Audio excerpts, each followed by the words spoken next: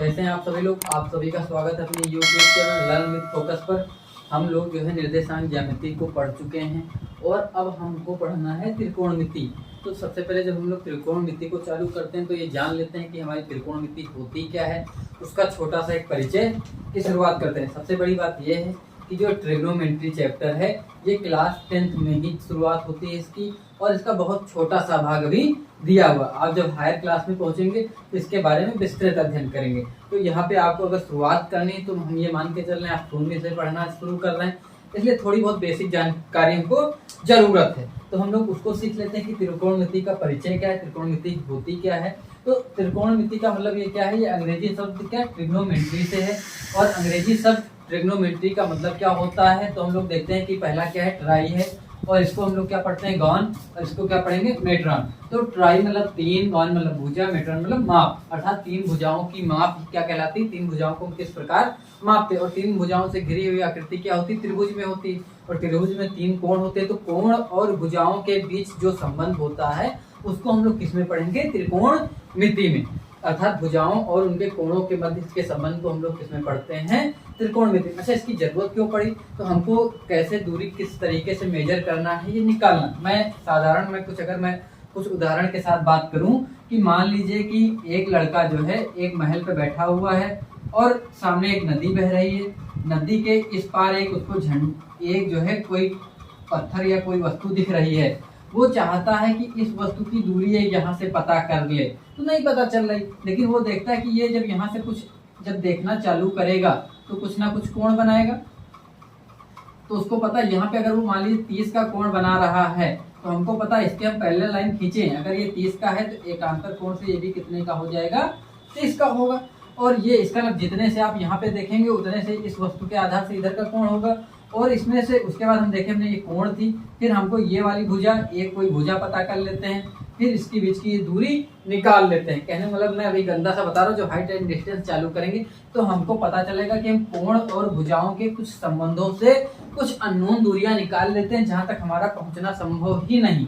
अगर हमको यहाँ तक देखने वाले इस कोण को पता चल जाए और ये इसकी दूरी पता चल जाए तो ये वाली दूरी इसको पता चल जाएगा और उसको नदी पार करने की जरूरत नहीं। इसी प्रकार आप मान लीजिए बहुत ऊपर पतंग उड़ा रहे हैं कि आप बहुत ज्यादा ऊंचाई तक की हैं, यहाँ इतनी ऊंचाई पे पतंग उड़ रही है और आपको वो दूरी नहीं पता है, लेकिन आपको मान लीजिए ये दूरी उसके लंबवत कहाँ से, परपेंडिकुलर नीचे है, और जहाँ पे आप खड़े हैं इस एंगल से ये दूरी निकाल लिए, और फिर इसके बीच बनने वाला कोण ये पता कर लिया, तो आप आसानी से ये वाला दूरी निकाल लेंगे कि वो कितनी ऊंचाई पे उड़ रहा है। तो आपको वहां तक की जाने की जरूरत नहीं। तो इसलिए तारों, नक्षत्रों और इन सब का अध्ययन करने के लिए ज्योतिषियों, मुनियों को इन सब की जरूरत पड़ी और वो लोग ये करना चालू किए।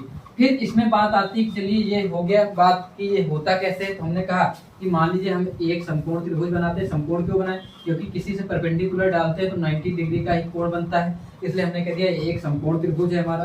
कैसा त्रिभुज है, समकोण त्रिभुज है। इस समकोण त्रिभुज का नाम हमने दे दिया ABC, और अगर हमने कहा ABC तो हमको पता है इसमें हमारा कोण भी क्या है, समकोण है, या हम जिसको 90 डिग्री कह सकते हैं। ये अगर 90 डिग्री है, आपको बात आसानी समझ में आ गई।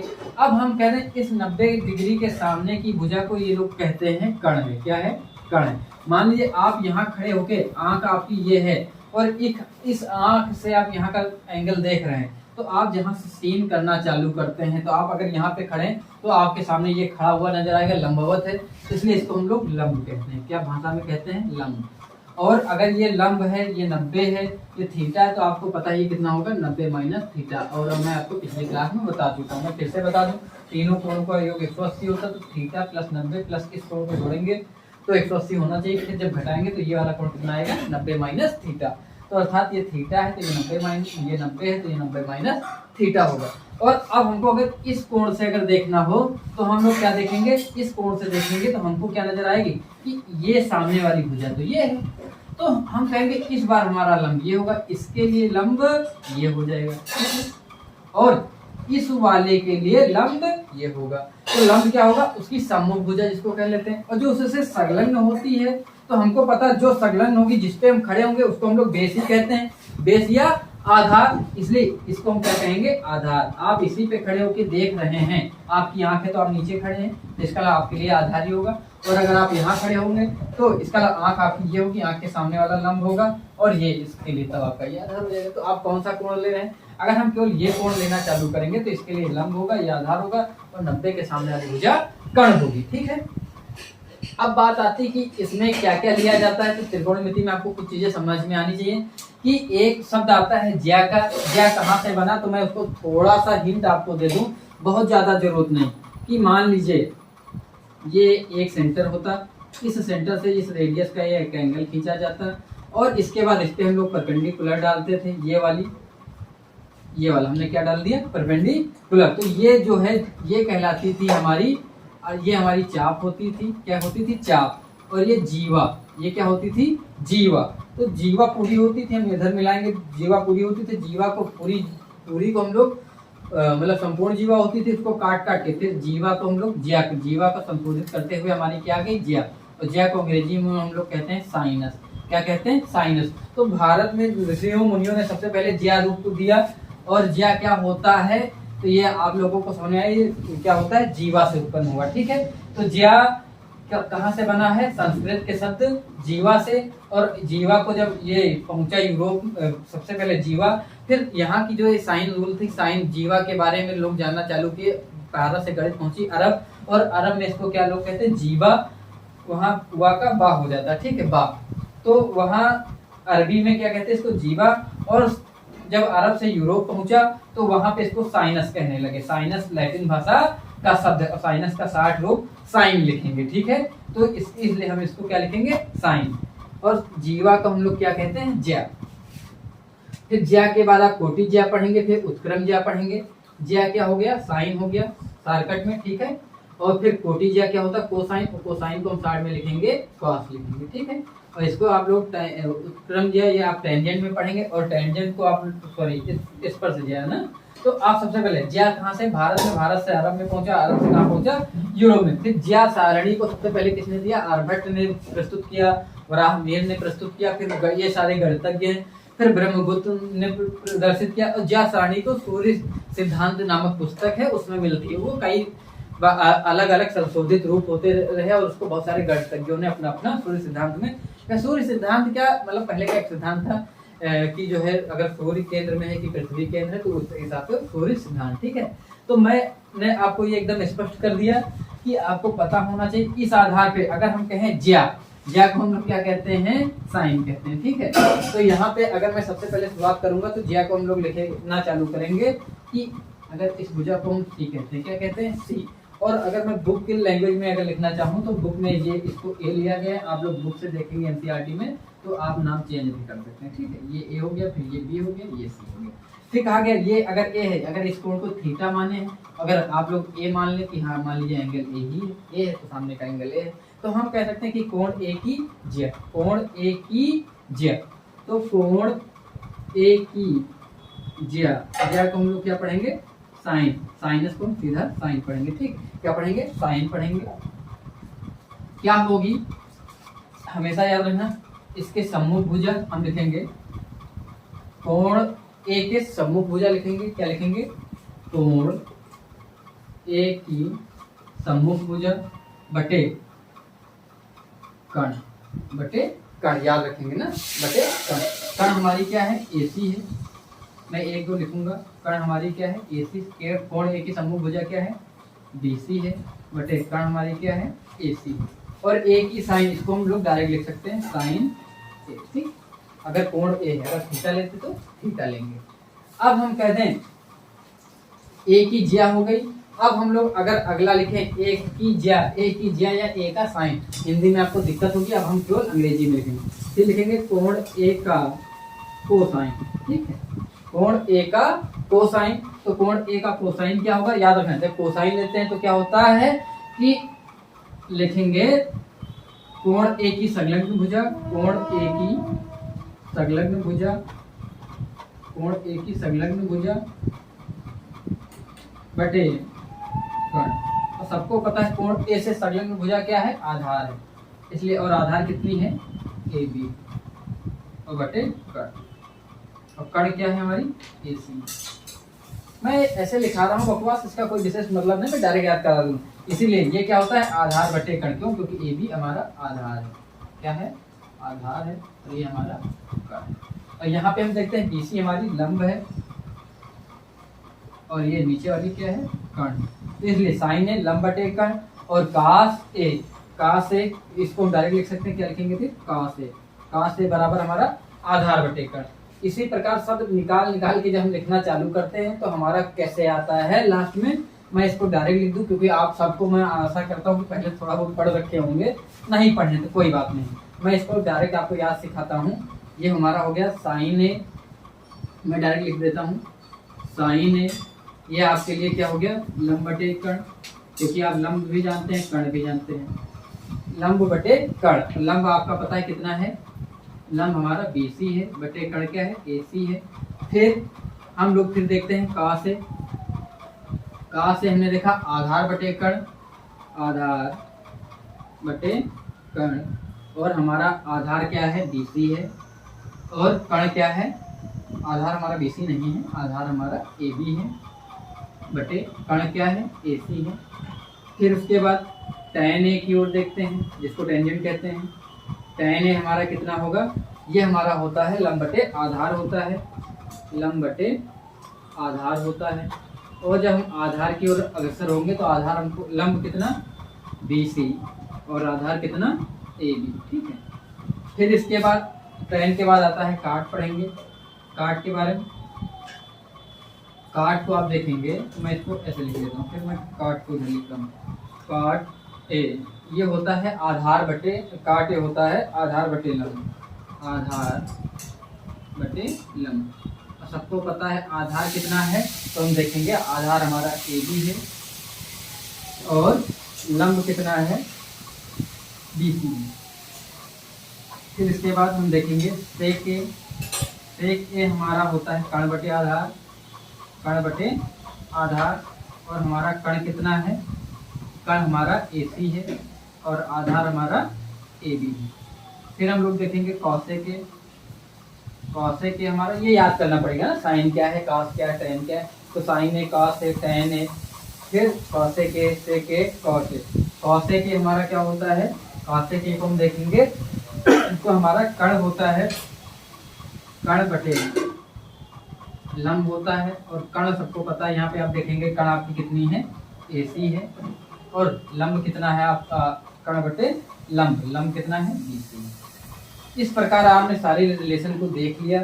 और हम यहाँ से अगर देखना चालू करें एक चीज और, कि अगर हम क्या करते हैं साइन ए और कास ए, साइन ए और कहाँ गया हमारा कास ए, इन दोनों को डिवाइड कराएं तो हम देखते हैं हमको एक नई चीज मिलती है कि साइन ए कास ए को डिवाइड कराएं तो हमको क्या मिलेगा BC बटे AC बटे AB बटे AC।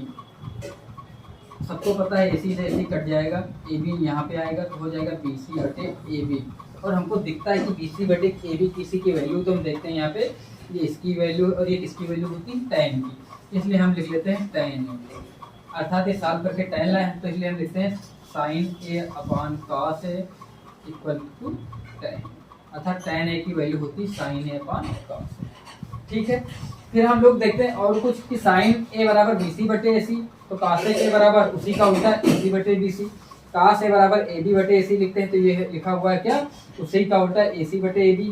tan A बराबर BC बटे AB तो ये लिखा हुआ है क्या लिखा हुआ है AB बटे BC, मतलब एक दूसरे को उल्टा। तो हम लोग याद कर लेते हैं कि साइन A का उल्टा cos A होता है, cos A का उल्टा sec A होता है, और tan A का उल्टा cot A होता है। तो ये आप आराम से याद कर सकते हैं।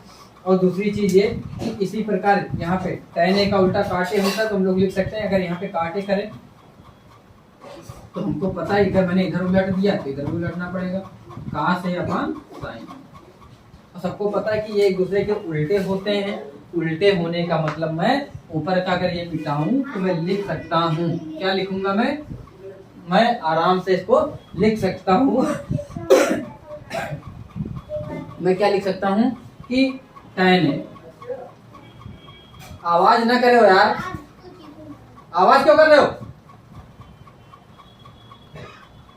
मैं क्या लिख सकता हूँ कि ये लिख लिया साइन ए का उल्टा 1/cos के, और सबको पता है इसी प्रकार cos के को भी उल्टा करोगे तो उसी का मतलब तो वही हुआ 1/sin। फिर cos ए का उल्टा करोगे तो 1/sec ए, और sec ए का उल्टा करोगे तो 1/cos ए। ये अभी फार्मूले हैं, आप लोग याद कर लेंगे कि आगे दिक्कत नहीं होगी। फिर tan ए का उल्टा 1/cot ए, और cot ए का उल्टा 1/tan ए। इसको इधर ले जाओगे ना, वो काम वही करना, आप लोग इतने समझदार हैं। फिर उसके बाद कितने हो गए, sin cos tan, है ना, और कुछ रह गया क्या? ठीक है, हो गया ना, sin cos cosec tan cot, सब हो गया। ठीक, तो ये आप आराम से इसको कर सकते हैं, इसमें आपको कोई समस्या नहीं होगी। और अब इसके बाद हम बात करते हैं कि ये आया कहाँ से। तो ये देखो बुक में थोड़ा बहुत दिया हुआ है, ये आपके जो निर्देशांक ज्यामिति पढ़े हैं तो आप उसके हिसाब से देखो प्रूवमेंट कैसे दिया गया है। इसको मैं थोड़ा सा एक दे देता हूँ जिससे आपको बात समझ में आएगी ये लाए कहाँ से। तो ये इसीलिए मैंने एक चीज और आपसे कही थी कि निर्देशांक ज्यामिति पहले पढ़ लेंगे तो आपको दोनों के बीच का कुछ रिलेशन समझ में आएगा। तो मैं अगर उसी के आधार पर मैं बनाऊं तो आप लोग ध्यान दीजिएगा। हमने कहा ये कोण ए है, मैंने क्या कहा इसका कोण कुछ भी ले लिया, मैं कह दिया ABC। फिर इसको ऐसे बढ़ाते चले जाएं, इसको और बढ़ाते चले जाएं, फिर परपेंडिकुलर और मिला सकते थे, ऐसे बुक में ऐसे दिया गया, आप इसको आराम से कर सकते हैं। मैं कह दूँ ये P है, ये Q है, ये M है, ये N है, इस प्रकार और आगे करते चले जाएं तो उससे कोई मतलब नहीं। लेकिन आपको पता है, क्या पता है कि अगर हम इस त्रिभुज की बात करें, एक त्रिभुज हम बात कर ले, क्या त्रिभुज ABC, त्रिभुज ABC, और दूसरे त्रिभुज की मैं बात कर दूं तो मैं कह सकता हूं त्रिभुज AQP, त्रिभुज AQP। दोनों में आप देखेंगे एक ये त्रिभुज, ये त्रिभुज, तो इसके लिए ये कोण दोनों के लिए अगर थीटा है तो पहले वाले के लिए भी कोण, दूसरे वाले के लिए भी कोण, तो एक कोण मिल गया।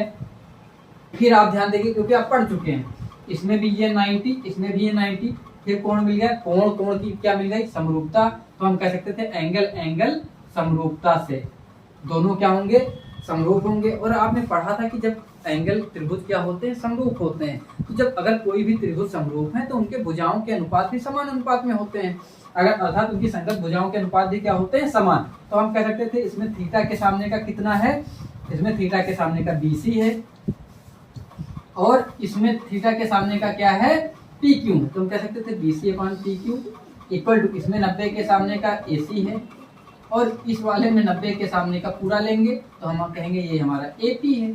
तो ये आप आराम से कह सकते थे। फिर हमने कहा कि दो तो हो गए, एक तीसरा, इसका आधार क्या है, इस वाले एंगल से AB है। फिर इस वाले के लिए बड़ा आधार कितना है, AQ है। ये आपको आसानी समझ में आई होगी बात कि BC/PQ AC/AP equal to AB क्या हो गया हमारा, AQ। अब ध्यान से देखो, मैं कह सकता था कि अगर ये 90 है तो ये कण है, पहले के लिए ये कण, दूसरे के लिए पूरा कण। अगर ये थीटा है तो इसके लिए लंब हो गया, ये आधार हो जाएगा। तो बड़े के लिए भी ये वाला लंब हो जाएगा, ये इसका आधार होगा। तो उस हिसाब से देखो तो हमारा क्या आया, हम कह सकते थे सबसे पहले लंब इसके लिए क्या है, BC।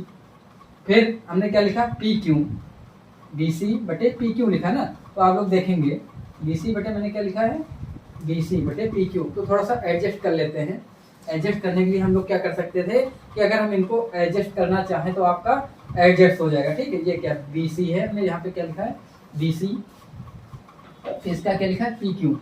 इन दोनों को अगर मैं लूँ तो एडजस्ट करूँ तो मैं AC को इधर ला सकता था, BC/AC इक्वल टू PQ ऊपर चला जाएगा, PQ/AP। ठीक हो जाएगा, कैंची मल्टीप्लाई, ये इधर आ गया, ये इधर चला गया। अब देखो BC क्या है, लंब है, और AC क्या है, कण है। ठीक, AC हमारा क्या है, कण है। इसमें देखो PQ क्या है, लंब है, और AP क्या है, कण है। और सबको पता है लंब बटे कण, लंब बटे कण आता कहाँ है, तो हम तुरंत कह सकते हैं कि जैसे BC/AC PQ/AP, इसका मतलब ये क्या है, sin A की वैल्यू लिखी हुई। तो मैं इसको मिटाऊं, मैं यहाँ पे कह सकता था कि डायरेक्ट क्या कह दूं, साइन ए की वैल्यू। और मैं अब पूछता भी तो आपसे कहता कि इसमें साइन ए का बता इस ट्रायंगल में, तो आप कहते लंब बटे आधार, लंब बटे कर्ण, तो आप कहते कि बीसी बटे एसी, तो तुरंत कह देते बीसी बटे एसी। तो मैंने क्या देखा कि मैं ज्यामितीय संबंध से भी निकालता हूँ तब भी आता है, और त्रिकोणमिति अर्थात उनके ज्या का संबंध, कौन सा रिलेशन, साइन को क्या कहते हैं ज्या, और ज्या संबंध भी देखते हैं तब भी क्या हमको नजर आता सेम। इसीलिए ज्या परिपाटी दोनों के लिए सेम है, अर्थात दोनों का साइन रिलेशन करें या त्रिकोणमिति समरूपता से निकालने आएगा एक ही चीज। बात समझ पाए? तो हमको एक बात समझ में आ गई, अर्थात मैंने साइन का निकाल लिया, इसी प्रकार मैं अगली बार करूंगा तो काश निकल आएगा, फिर tan निकल आएगा, फिर उल्टा कर लेंगे। तो ये चीजें हमको समझ में आ गई कि लंब बटे आधार, आधार बटे लंब, तो इस प्रकार आप इसको आसानी से कर सकते हैं। मैंने साइन ए का बताया, इसी प्रकार काश से tan ए और सारे वैल्यू निकाल लेंगे। तो आपको बात समझ में आई कि कहां से साइन ए आया और इसको कैसे कहा गया है कि लंब बटे कर्ण ही होगा। आपको समझ में आया? अब ये कोई वो नहीं कि आप पहले कहें कि सर लंब बटे कर्ण याद कर लो, तो आपको पता हो गया कि लंब बटे कर्ण क्यों होता है, ये जानना आपको बहुत जरूरी था। ठीक है, तो इसके बाद अच्छा, अब आप कहेंगे सर ये तो है लेकिन इसको याद कैसे करेंगे, याद करने में भी तो समस्या होती है, याद नहीं होता है, इतने सारे बता दिए साइन ए लंब बटे कर्ण का से बराबर आधार बटे कर्ण, तो ये तो याद कैसे करें। तो देखो मैं याद करने का थोड़ा सा तरीका बता देता हूँ, आप लोग पहले से अगर पढ़े तो तभी अच्छी बात है। हिंदी मीडियम वाले लिखते हैं लाल बटे का लिखते हैं, और इसी को अंग्रेजी मीडियम वाले लिखते हैं परपेंडिकुलर बेस, परपेंडिकुलर, और फिर इसको लिख लेते हैं, इसको अंग्रेजी वाले पढ़ते हैं पाकिस्तान भूखा प्यासा, हिंदुस्तान हरा भरा। इसको पढ़ते हैं लाल बटे कक्का, लाल मतलब एल से दिखाएगा लंब और के से दिखाएगा कर्ण। ये आधार हो गया, ये लंब हो गया, ठीक, ये आधार हो गया, ये कर्ण हो गया, ठीक। तो आपको ये समझ में हो गया। फिर इसमें लिया जाता सबसे पहले आता है साइन, फिर आप याद करेंगे कॉस, फिर याद करेंगे टैन। साइन के नीचे आप याद करेंगे कॉसेक, साइन के नीचे कॉसेक, और कॉस के नीचे सेक, और टैन के नीचे कॉस। सेम यही कंडीशन है, साइन कॉस टैन। लंब को परपेंडिकुलर, आधार को बेस, और हाइपोटेनियस। तो वही पाकिस्तान भूखा प्यासा, हिंदुस्तान हरा भरा, लोग उससे भी याद कर सकते ये। तो साइन क्या होगा, साइन है, मान लो जो भी एंगल लेते हैं, तो साइन है बराबर लंब बटे कर्ण, कास आधार बटे कर्ण, टैन लंब बटे आधार, पढ़ेंगे ऊपर से नीचे। अब जब नीचे से चालू करेंगे कॉसेक तो नीचे से ऊपर पढ़ेंगे, कर्ण बटे आधार, सेक कर्ण बटे आधार, मैंने क्या पढ़ दिया था, कर्ण बटे लंब, और कर्ण बटे लंब और सेक कर्ण बटे आधार, और काट पढ़ेंगे तो आधार बटे लंब, और सारी चीजें देखो काट आधार बटे लंब। तो हम इनसे मिलाएंगे तो देखो साइन है लंब बटे कर्ण हो गया, फिर मिलाओगे कास का तो आधार बटे कर्ण मिल जाएगा, टैन मिलाओगे तो लंब बटे आधार, तो लंब बटे आधार, इस प्रकार सब मिलाओगे तो आपको याद हो जाएगा। तो लाल बटे कक्का या PVPHHB याद कर लीजिए, पाकिस्तान भूखा प्यासा, हिंदुस्तान हरा भरा। कोड बनाने वाले भी जो है एकदम वो होते हैं ना कि मतलब जोड़ लिए पाकिस्तान भूखा प्यासा और हिंदुस्तान हरा भरा, मतलब उसमें भी जो है सम्मान होना चाहिए। तो ये आपको याद होना चाहिए ना कि आप कैसे याद करेंगे कैसे नहीं याद करेंगे, तो मैंने बता दिया।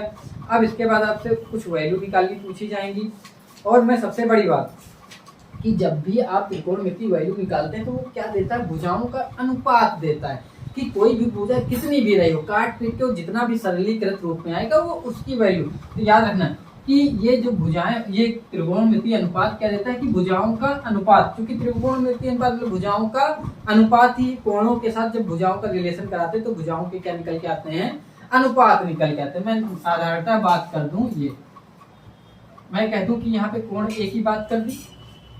अब ध्यान से देखना, मैं कह दूं ये 90 है, अब ये कोण ए है, ये कुछ भी होता है हमसे उससे कोई मतलब नहीं। अब हम यहाँ ध्यान से देखें, मैंने कहा ABC, अगर नहीं ऐसे नहीं, इसको B कर लो, इसको C कर लो। ध्यान से देखो, मैंने कह दिया कि ये जो है कितना है भाई, ये 12 है और ये 12, ये 13 है, नहीं इसको कर लो, और ये 15 है, 225 हो जाएगा ना, और 12, ये 12 हो गया, 12 में करके इसको कर लो, क्या होता है 15, 12 का स्क्वायर 144 होगा, 13 का स्क्वायर 169 होगा, 17 का स्क्वायर 289 होता है ना, 289। तो ये ना मिलाओ, ऐसा करो 15 इसको कर लो, 17 कर लो, इसको कर लो, 15 कर लो, 225 हो जाएगा। 225 घटा लो, कितना बचेगा? 4 बचेगा, 6 बचेगा, इसको कर लो 8।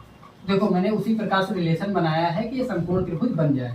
तो मैंने कहा ये 15 है, ये 8 है, ये 17 है, तब ये 90 डिग्री का एंगल बनेगा, क्योंकि 15 का स्क्वायर प्लस 8 का स्क्वायर बराबर 17 का स्क्वायर, ये आपको निकालना आता है।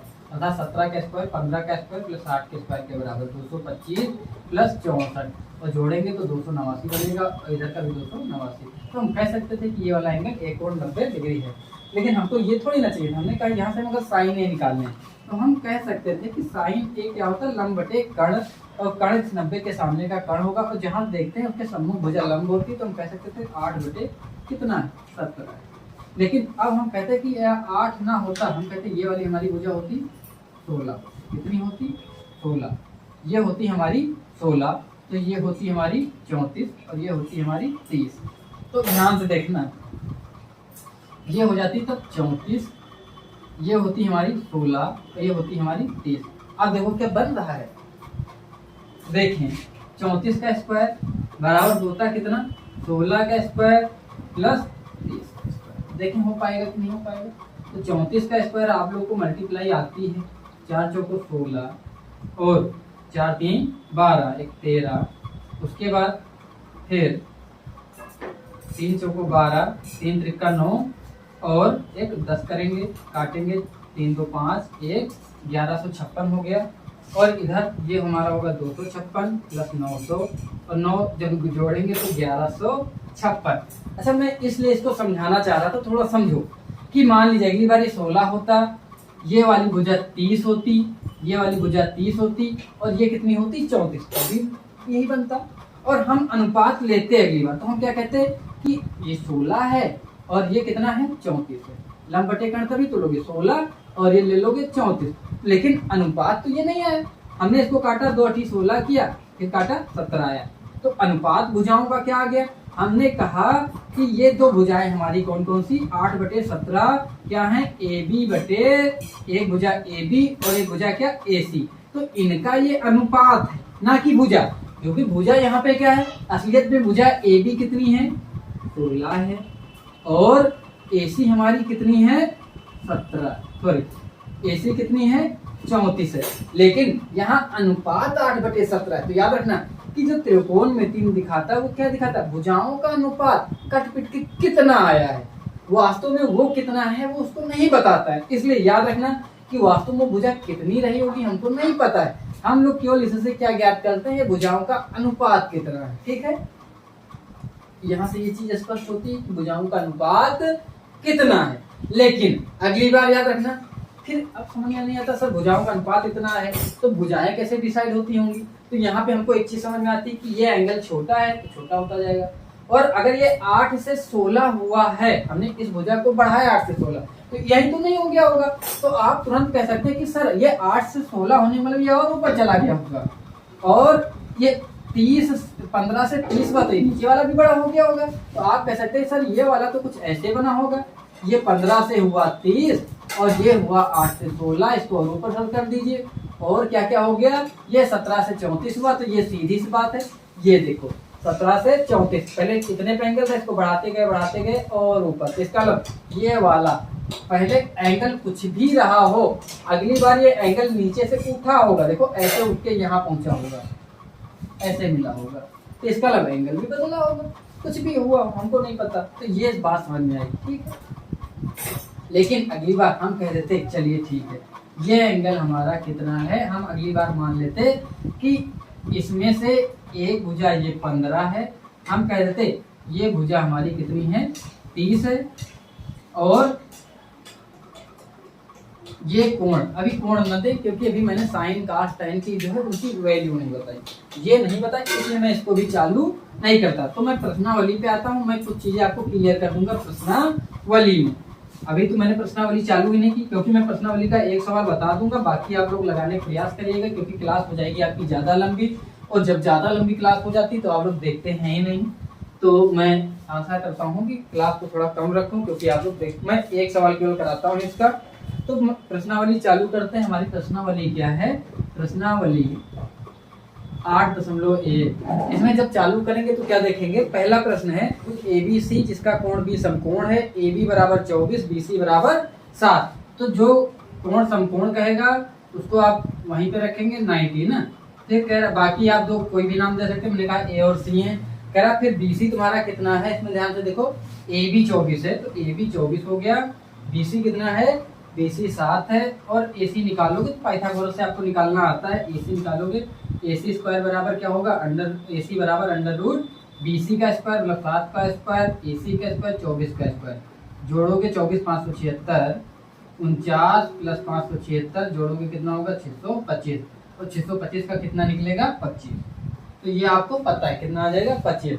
और यहाँ से अगर हम A निकाल लें, ध्यान रखना कि सवाल में क्या पूछा जा रहा है, पहले में निकालना है साइन A और क्या निकालना है? कॉस A निकालना, साइन A और कॉस A। तो साइन A इस वाले एंगल से निकालोगे, इसके सम्मुख भुजा ये लंब होगी, तो हम कह सकते हैं साइन A बराबर क्या होता है? लंब बटे कर्ण, हमने पढ़ रखा है। और लंब हमारा कितना है इसके सम्मुख भुजा? ये हमारा 7 होगा। और कर्ण कितना होगा? तो कर्ण हमेशा फिक्स होता है, 25 हो गया। अब कॉस A की बात करें तो उसी के आधार से कॉस A कितना होगा? आधार बटे कर्ण, कर्ण कितना? 25, 24 बटे 25। और दूसरे सवाल में इसमें जाए, फिर पूछ रहा साइन C और कॉस C निकालो, साइन C और कॉस C निकालना है। ध्यान से देखना, अब C कह रहा ना, तो ये वाले एंगल से देखेंगे इसके सम्मुख भुजा ये लंब होगी। हम कह सकते थे अब इसमें लंब बटे कर्ण ही होता है, लंब बटे कर्ण। और लंब कितना आप देखेंगे, इसके सम्मुख भुजा 24 है और कर्ण कितना? 25 है। कॉस C आधार बटे कर्ण होगा, और इसके लिए आधार कितना होगा? 7 होगा, और कर्ण कितना होगा? 25 होगा। तो ये आपको बात समझ में आई। इसलिए कोण को हमेशा ध्यान रखेंगे, वो बदल सकते हैं। तो इस तरीके से आप सवाल लगाते रहिएगा। इस एक्सरसाइज को आप चाहें तो पूरी साल कर सकते हैं। बाकी मैं अगले लेक्चर में इस पूरी प्रश्नावली को पूरा साल करा दूंगा, क्योंकि आज का लेक्चर आपके लिए पर्याप्त हो चुका है।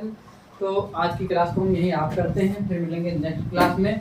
इस प्रश्नावली को पूरी कराई जाएगी। अगर किसी भी सवाल में आपको कोई समस्या है तो आप उसको कमेंट बॉक्स में पूछिए, तो आपकी समस्या का निदान किया जाएगा। आप सभी के उज्जवल भविष्य की शुभकामनाओं के साथ शुभ रात्रि।